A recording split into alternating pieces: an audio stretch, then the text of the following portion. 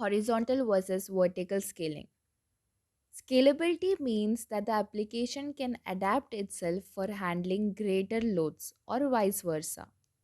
The types of scalability are horizontal and vertical scaling.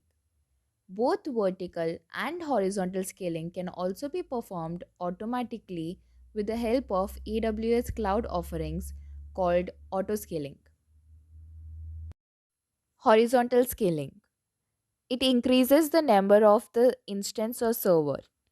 In other words, it means adding more machines or removing extra machines based on the requirement. As you can see here, consider this image to be the server. So when the load increases, the number of servers increase. That means they scale out. In the same way, if the load decreases, they scale in based on the requirement. This process can take place manually and also automatically. Vertical scaling. It increases the size of the instance. It only increases the limits of your server.